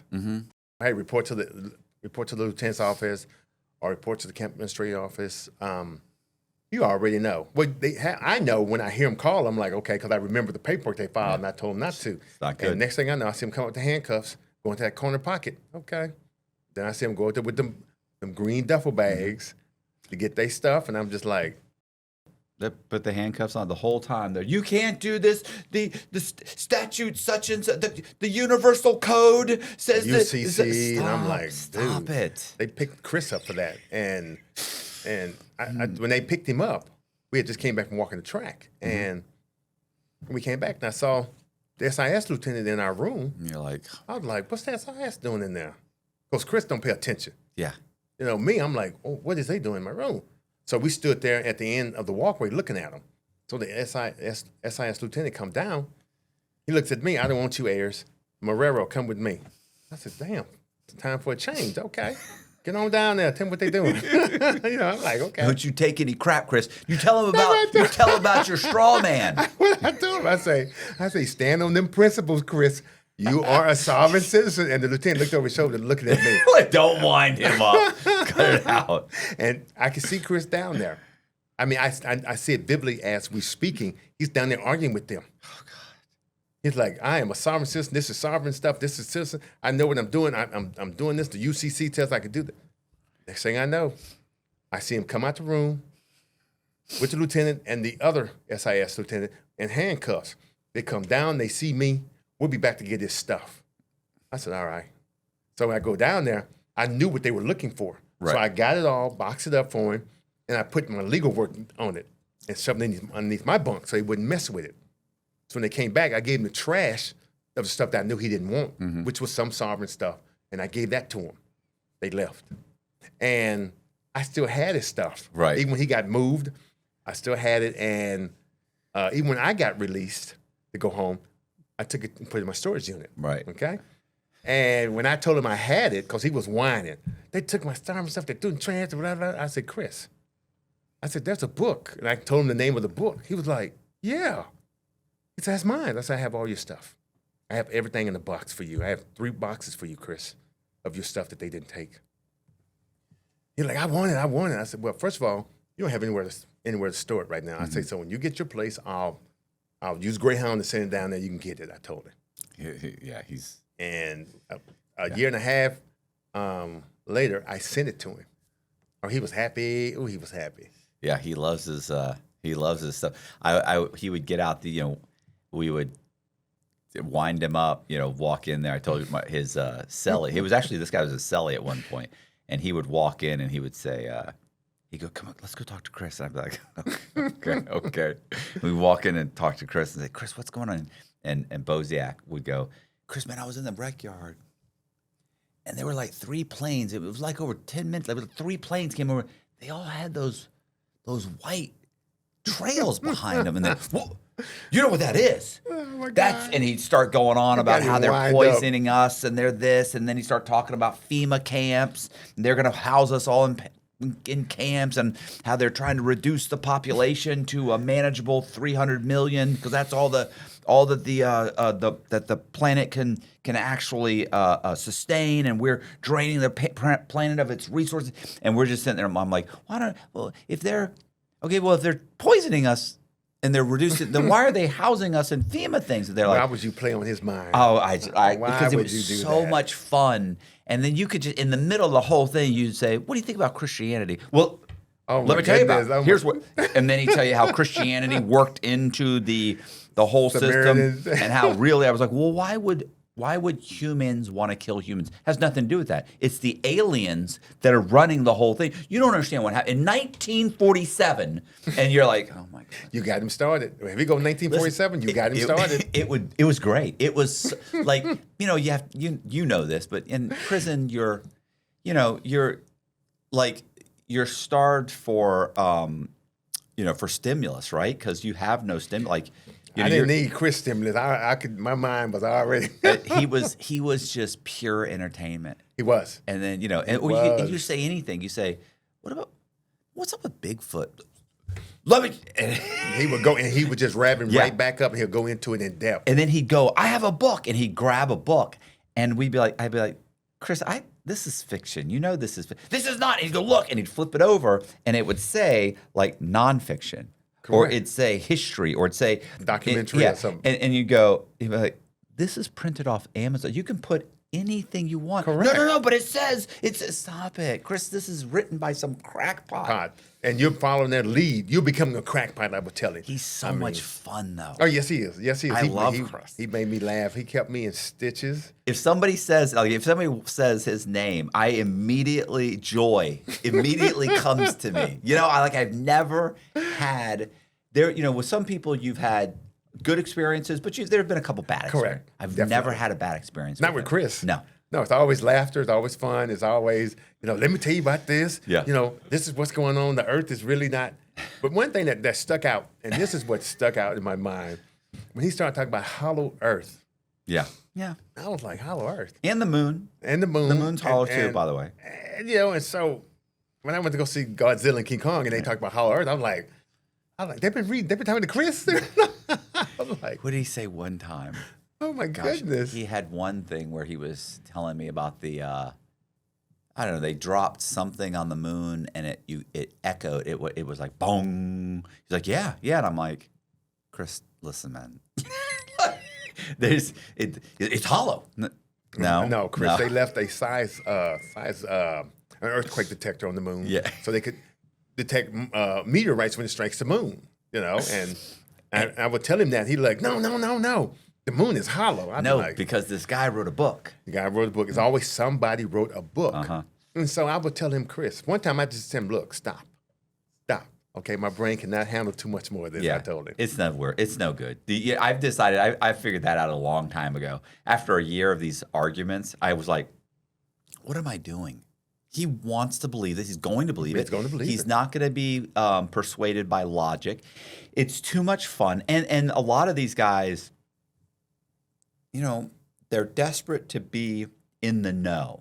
Like they know something that you don't know, Correct. And it makes them feel important. And I don't mean in a bad way, because Chris doesn't have a mean bone in his body. No, he's good natured. Yeah, it's not like he's starved for wanting power over you or manipulation, but it makes him feel good to be able to be in the know about what's really happening. Conversation that he understands. Yes, and you don't. And he wants to help you. Correct. Because when we started doing law work, he would be like, that's not going to work what you're doing. I said, Chris, this is to get his ticket taken. No, you need a UCC. I said, no. I said, we're not going to do that with this paperwork, Chris. I would tell him, this guy has a ticket in Tennessee, and it's going to come off because I done it the correct way. I told him. He was like, well, if you do the UCC form, and then that ticket can go. I said, Chris, he's going to go to jail. Yeah. They're going to come get him from Tennessee and charge him and bring him back. And then I said, no. That's why when we did legal work, I always overlooked his stuff because I was like, look, you can't do that. Right. You can't do that because, number one, I fear for his safety in there. Right. And then number two, you don't want to mess up somebody's legal paperwork, Chris. No. Okay? Even though we're at the low, it's very important. You're gonna get people get upset. People get upset. Some people get upset in different ways. I get upset if through a harsh tongue lashing. Correct. Most prisoners get upset with a shank. Or they catch you at they catch you at the showers. They catch you, at the chow hall, and they go to work on you. Yeah. And so I told him, I said, look, I want to go home. Mm-hmm. Okay. I said, I'm gonna do this paperwork correctly for this ticket. I'm not going to use no sovereign stuff. Mm-hmm. I said, you keep that over there. But if you're doing somebody's legal work, let me see it, Chris. Because I value your friendship. I also value your life. Right. Well, I know what I'm doing. You know, they just need to do that. No, it's irrelevant. It's irrelevant. And I'm going to tell Chris, say, Chris, first of all, let me tell you something. You're not in your stable environment. All right. Some of these guys here don't have a GED. Yeah. Okay, and all they know. Yeah. It's not because it's not because they haven't given the opportunity. Correct. It's because they can't get one. They can't get one. They don't want one because. Yeah. When you're working with an 80, 85 IQ, you know, your go-to move is violence. Right, because I was teaching GED. I taught the SLD class for GED where they had gone, if you did like 300 hours or something and you simply could not get your Grasp it, GED. correct. I taught the class the next class that they put in, and you had to do so many hours, like 50 or 100 hours of that class, and you got a waiver. So we were teaching guys how to count change, follow directions. Oh yeah, very basic. Just Because I did have to start at the basic level. I had to start at multiplication, work them up, and then with English, I had to put down the adjective, the noun, the pronoun, the verb, let them know what it is before I start teaching them to read correctly. And so, in the social studies was just like wow. But my entire time there, I got I think 16 people got their GED while I was there. Okay. And so. I was happy. Yeah. I was happy, not only at the camp, but at the low. I helped them get their GED because I told them, you're going to need it when you walk out that door. Yeah. Don't think you can go out there and get it. No, you got too many other pressures. No, if you can't get it here. This is the easiest environment to get it in. Yeah. And when they got it, I was overjoyed because we gave them a graduation ceremony and everything. And I was happy for them. I said, hey, you know, now you go out there, you go to vocational, you go technical, you go to college. You have a foundation now. I had a guy, they used to so if somebody failed the GED, they failed the writing portion, right? Like the essay part. That's the essay part. They would put them in a room with me, and I would go over, you know, the 5 paragraphs, you know, introduction. Yeah. I'd go over it, and I have them write them over, and I explain it to them. We talk about it. Correct. So I'd work with them for, you know, a month or so, and then they'd take it again. I remember this one guy, his name was Palmer. Is it George? Was it George Palmer? I want to say it was George because he had just like that. George Foreman. You know how he's got like all of his kids are George, like George the first, second, third. And he's got like Georgina. Yeah. This guy had done something very similar with George. So it was all he had like 4 or 5 kids. But listen, he was just a really funny guy, nice guy. And so I worked with him for a few weeks. And even the teachers were like, I don't understand. He's failed it like twice. But it doesn't make sense. But even though they failed it, right? The math and the English part are the two hardest. Yeah. Two hardest. So what I would do, like you, I would do it on the board. Yeah. I say, you're going to do the essay first. As soon as you go into it, do the essay first, get done with it. Because it has 5 parts, okay? I would tell them like this here. Think of 5 different things you want to talk about. Mm-hmm. And that's what I would work with them on. I would do 5 different versions of the essays with them. And I say, now, when you go into the GED, take one of these in your mind in there and do it. Right. They passed. Math, well, the only thing I had trouble with them on some of them were the, once you start doing the quadratic equation and the Pythagorean theorem. Yeah. You know, that's when I knew, okay, this ain't, okay, let me just keep you on. If you can get this, you can get your math, okay? Yeah. And they did it. Well, the guy George, I worked with him for several weeks, and he went and took the test, and he passed the test. You know, and then he was so excited. Yeah, he was so excited. Colby's heard this story. He was so excited, and then like about 2-3 weeks later, might have been a month later. I don't know. It was a short time later. Mm-hmm. I was walking one day, and one of the guys in his unit walked by and said, "Oh man, did you hear about George?" I said, "No." He said, "Yeah, he had a heart attack last night." He was sitting in front of the TV and just went boom and just fell over dead. Nicest guy. But he got his GED. GED. And I just remember thinking, "Fuck, what a waste of fucking time." No, it wasn't man. a waste of time. It wasn't. It wasn't a waste of time because not only did you help him, he accomplished that one goal. Yeah. To him, he was happy. Once he got that GED, it's astonishing how the whole outlook changed when they get that GED. Yeah, I don't remember any of the other guys. Like I probably helped another 5 or 6 You or remember 7. him because but I he remember, died. I remember because he died. Well, I also remember because he was such a nice guy, and I remember he had all these kids, and he was getting out in a few years, Oh, and wow. he had like a 15 years, but he'd done like 10. He's getting out in a couple years, and just had the best attitude. Some of these guys are they're just grumpy dicks, just real jerks. They just, they talk crazy to me. But you know what? Miserable. Like I told them, I got my education. Okay, I have a high school diploma. Okay, a GE means just good enough diploma. That means that's what you getting. Okay, because you don't want to try.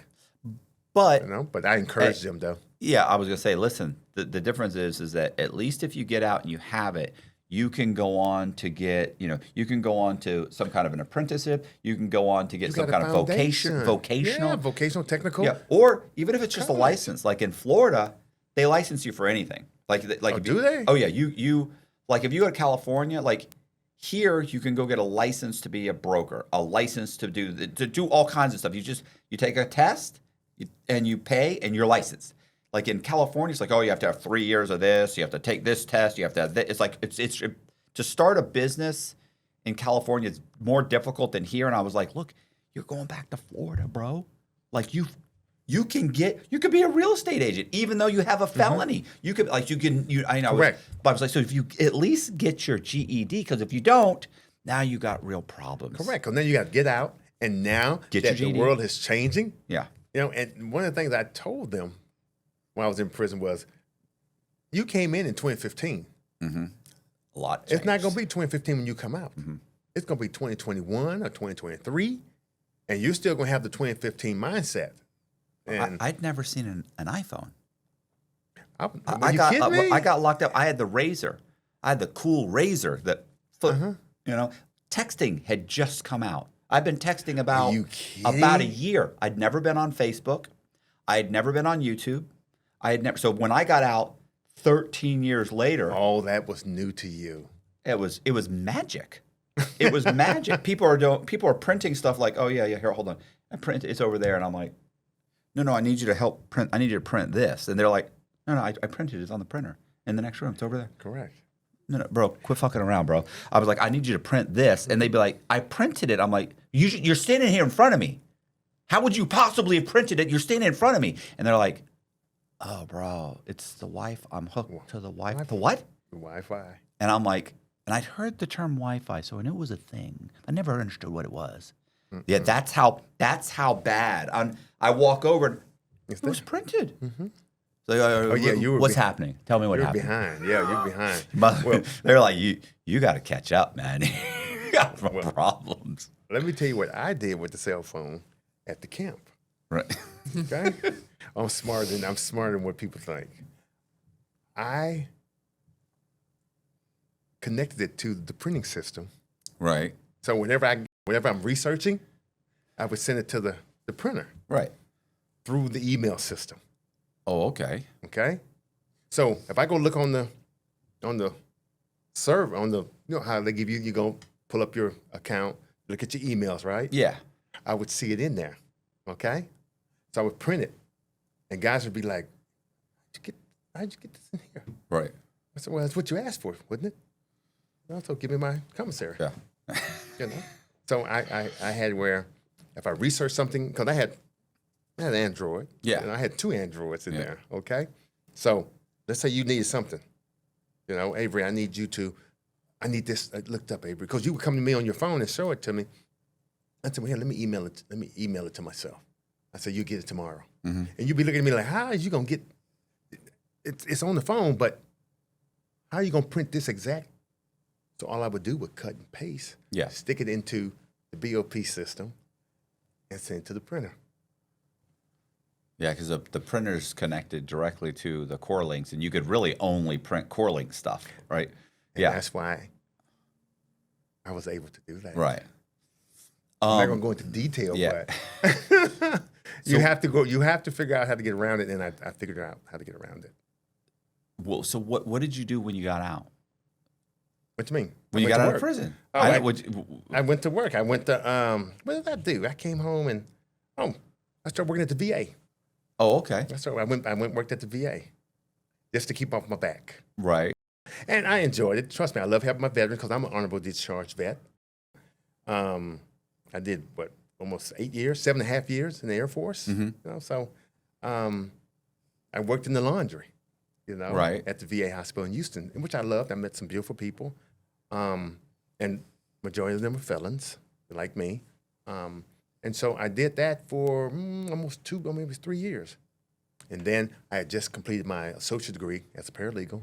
Right. So I went to work for a beautiful law firm, beautiful people, Okay. and I still work for them to this day, okay? And my one boss, right now, he lives in Mexico. So I do everything. I make sure clients are taken care of, answer phones, return phone calls, emails, show up at court, and So you work remotely. yeah, I work from home. Okay. Yes. I'm sorry. Yes, I work from home. But I still, if the other lawyers need something, I'll go work with them. They pay me well, so I have no complaints, and I love what I do. Matter of fact, I love the legal side. Right now, I'm running for office. Right. And Yeah, that's what I was getting at. I'm Just trying to get you to get to that. running for office, and in Texas 38th District. I'm a Republican. And my legal background has really helped me understand more so about how the federal and state operate and what's expected of you as a congressman. And I'm very personable, so they can relate to me. And this is my second time running for that district 38. I ran as a write-in. So this time there are 16 people on the ballot. Okay, you have one Green, one Independent. You have 3 Democrats. One of the Democrats I ran against last year, we battled out for second and third. I have 11, I believe 11 Republicans. Who's the incumbent now? Wesley Hunt is the incumbent, so I'm running to replace Wesley. Is he a Republican? He's a or- Republican. And what? He's a veteran. Is he retiring? No, Oh, he's, he's running for the U.S. Senate. Okay. Oh, okay. So he's kind of switching. He did switch out. He made his announcement on October 6th, so there's going to be there's a vacant seat. It's a vacant seat. Everybody came to it. Yeah, yeah. And when we had our candidate forum a couple of weeks ago, I'm looking at the people up there with me. I'm like, y'all got money. Y'all live in $1 million homes, Right. but you're running for the seat. And you really, one of the things that I touched on was affordability. And I told everybody, I said, nothing else matters if you can't keep a roof over your head, buy food, pay your bills, take care of your kids, Which is harder and harder. which is getting harder and harder. Nothing matters. Venezuela don't matter, okay? Iran don't matter, okay? The deficit don't matter. None of that matters if you can't eat. And the majority of them took it to heart because I'm explaining that the system got broken when you let a lot of people in, Right. okay? That's what caused everything to go up because you had more of a demand on supply than we did before. So when I broke it down like that for them, they understood it. The other ones, the other candidates, they were just talking from a high-minded point of view. Right. And my philosophy as a candidate is to talk to you, Right.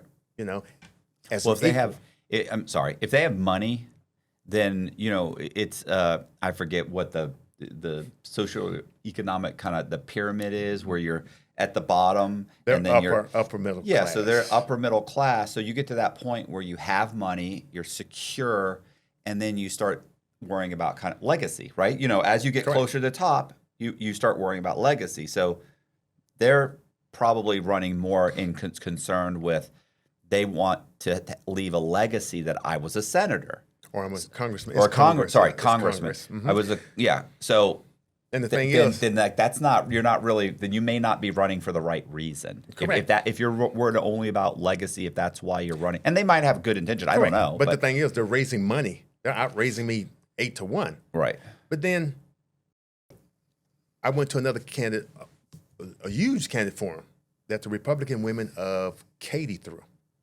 And out of the District 38, I was the only one there. And I'm like, where are the rest of these people at? They're raising money. Mm-hmm. Okay, they don't have the heart of the district. I grew up out there. Right. Okay, when I say I grew up out there, I grew up at the back end of Jersey Village. Okay, I grew up when Hempstead Highway was the only way to get to Prairie View and Austin. Okay, I grew up when you could walk to school through a cow field. Okay, if you choose to, because the school Jersey Village was there. Okay, it had a nice little suburb, but they had a cow pasture on the back side of it. Okay, it was a different time, but to watch it all grow up, even when I went to the military and when I came home, it's changed, but I've seen it change. I mean, you could see wolves, you could see hawkins, flying, and some deer, And so when I hear the way they talk, they're talking above the people, they're not talking to the people. So when I speak, I'm speaking from a point of, I'm in your shoes. I've been where you've been, okay? I was young, now I'm up in age. So if you're on my age group, you're worried about your medicine, you're worried about food, you're worried about rent, worried about if you're taking care of your grandkids, or you're just trying to survive. Because that's basically all they want to hear. And I gave it to them. And then on other points, one of the questions they asked was, what was the national deficit? And one of the candidates was like, oh, it's like 300,000. I looked at him and I was like, 300,000? I said, you crazy? In my mind, I'm thinking that. So then the question came to me. And I stood up, said my name, Avery Ayers. I said, do you want the on book or you want the off book? The moderator was surprised that I knew that because he looked at me, he was like, give me both. And I gave him both, the on book. Is it 300 trillion? No. What? The on book is 36 trillion. 36 trillion? The off book is 38 trillion. Okay. So you have two different books, okay? But the audience was surprised. And I'm running. The reason why I'm running is because not only is America precious, but if we don't straighten up and look around and see what's going on and fix it quickly, we're about to lose this precious jewel we call America. We're about to lose it. We got too much going on. We got too much infighting. We got too many obstacles that are coming at us, and President Trump is doing a good job. He's doing an outstanding job. I like him. And I'm a firm believer, as a Christian, God puts people in places for a purpose. If you won't wake up, he'll help wake you up. And so my campaign is grassroots. So it's chugging along. I have a $3 donation. Hey, send me a $3 donation if you choose to. I'm not trying to get rich. Yeah. Okay. I want to help the people. And one of the things, one of the degrees I didn't tell you about, I am an AI certified consultant. And when I spoke to the people about setting up AI hubs / academies, that got their attention because that's where we're going. Amazon just laid off some people. UPS, I think, laid off 30,000. Okay, we're coming to a point in our existence of either we're going to create better and new jobs for civilization, or we're going to give it all to the robots. Right. Okay, and go with the universal basic income that they talked about back in 2014, 2015, 2016. Right. Okay. Well, or you just let the entire nation starve to death. So Correct. What's the alternative is you have to give some kind of universal income for people to at least Survive. And even then, It's not going to be great. Like, it's not going to be what No. they expect it to be. And to me, I'm old fashioned. The world owes you a living, but you got to go out there and get it. yeah. Well, I've had this talk before where it's like, even if you give people universal income, people will lose their purpose. And if you don't have a purpose, then you have to expect mass Of course. You know what I'm saying? Of course. People might, people might not think that far into it. Oh no, it'd be great. No, it'd be great for a little bit. It's like winning the lottery. Like, yeah, it's great. You can, and these are people that have means at this point. Correct. They can travel for a few months, and then it becomes its own kind of prison. And what am I really doing with my life? And I prefer, if they did give out universal basic income, give it to the seniors. right. I would give it to my seniors. If you're 65 and old, you get it. Well, they're going to have to give it to everybody because you can't just let a population starve to death. You're right. But what I would do with the new population is I would re-educate them. This is the new economy we have. So we need y'all to start thinking. AI did not come here to diminish your mental capacity. It came here to upgrade your mental capacity.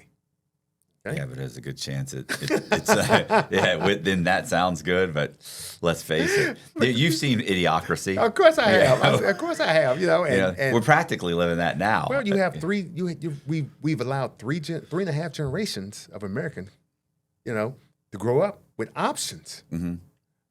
I didn't have no options. My parents ran the household and the school district and the community. Okay? Nowadays, the kids are running themselves. Mm-hmm. And these cell phones, we've raised the population on cell phones. That's why when you take it away from them, they cannot function. And we're coming to a point in our existence, not only just in America, but around the world, where we're going to have to either make some real grown folks decisions, or the lights are going to get turned out. Mm-hmm. It's funny.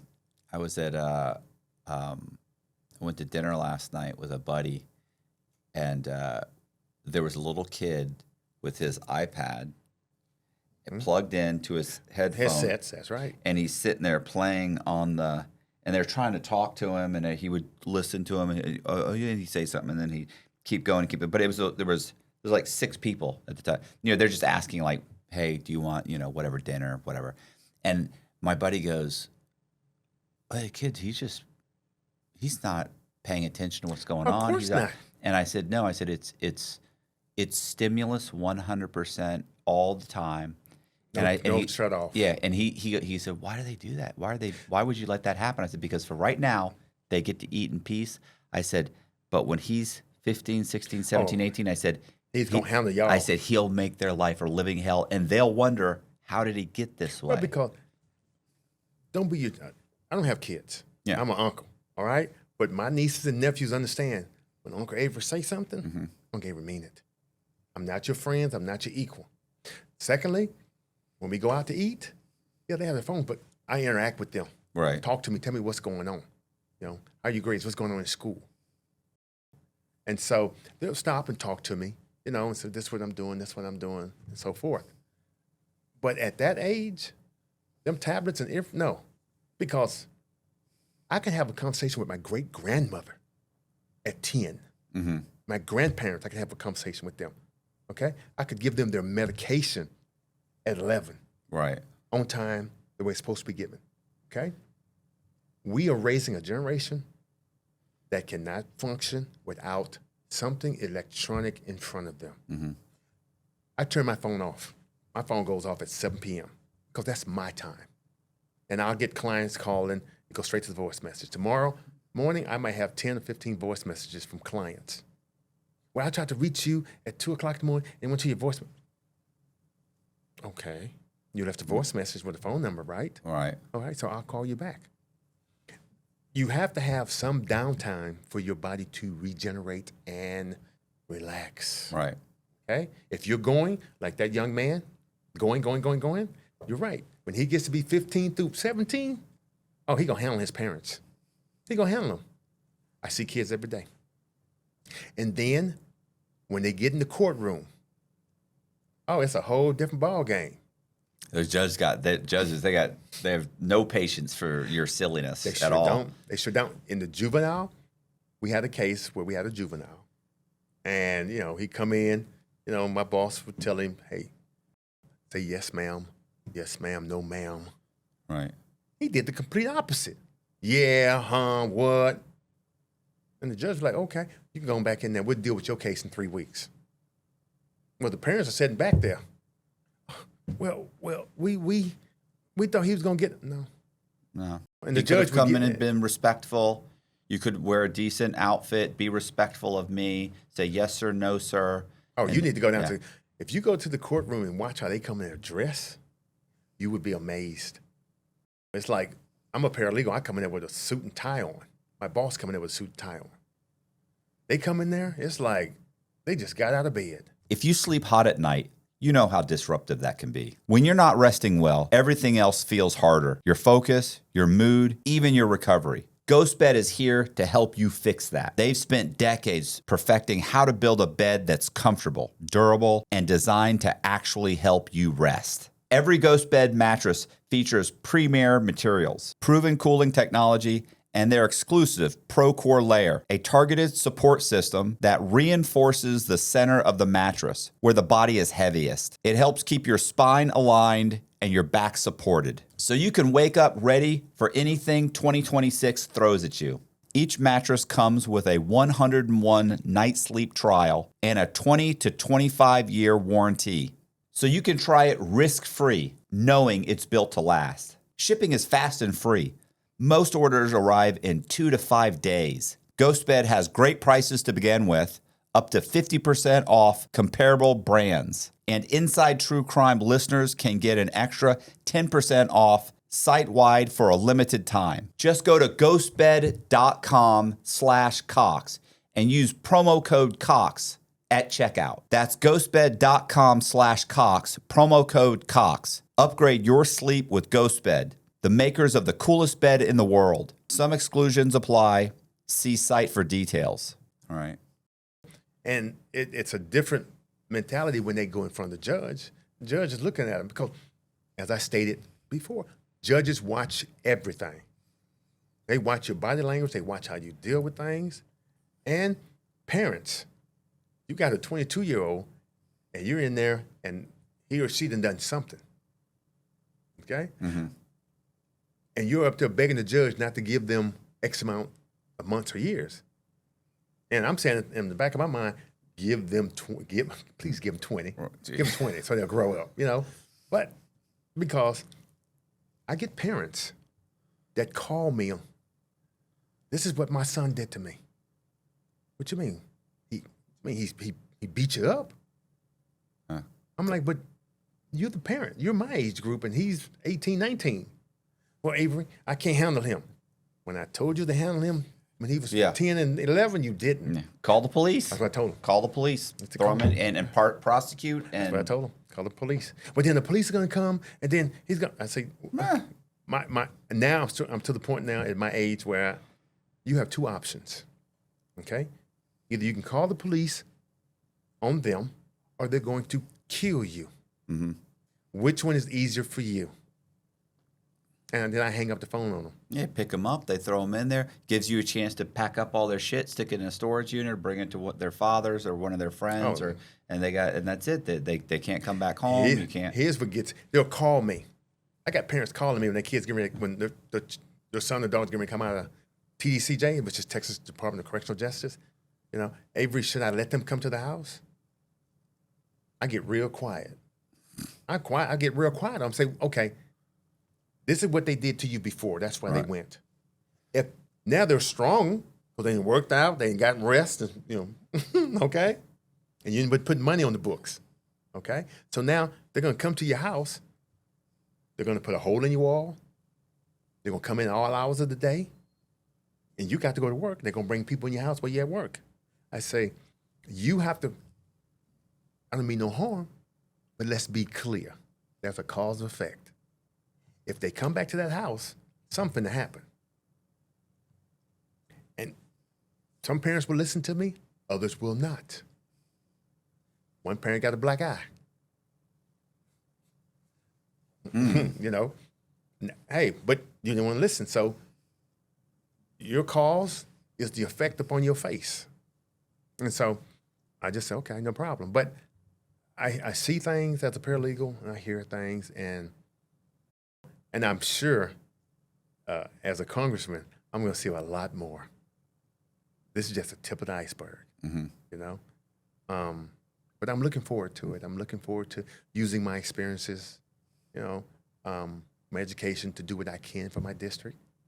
Like I say, I'm a vet. I come from a long line of them. Okay, my uncle was in Vietnam. My other uncle was in Korea. My grandfather was in World War II. So, when's the election? In Texas, February 17th through the 27th is early voting, and that's what I recommend that people go early vote. And March 3rd is the primary election day. Right. That's the final day for the primary elect, so we can see who will move on to the runoffs or outright take it. My goal right now, I'm getting ready to do a Zoom conference call with everybody in 38 that want to talk to me, find out what my issues are, where I want to take the district, how can I vote for you? How can I donate to you? Hey, you guys, I appreciate you watching. Do me a favor. If you want to connect with Avery, go into the description box. We are going to leave his websites so you can click on those. And they also have his social media links on the website. So go there, click on there. It tells you all about his platform. It tells you about how to donate. And you can follow him on all of his social media platforms. Once again, thank you guys very much for watching. I appreciate it. If you know anybody that wants to, that would be interested in the video, please share the video with them. If you're interested in being a guest, we're going to leave our website also, so you can go to our website and you can go to the Be a Guest page and fill out an application, and we will get back with you. Thank you very much. See ya.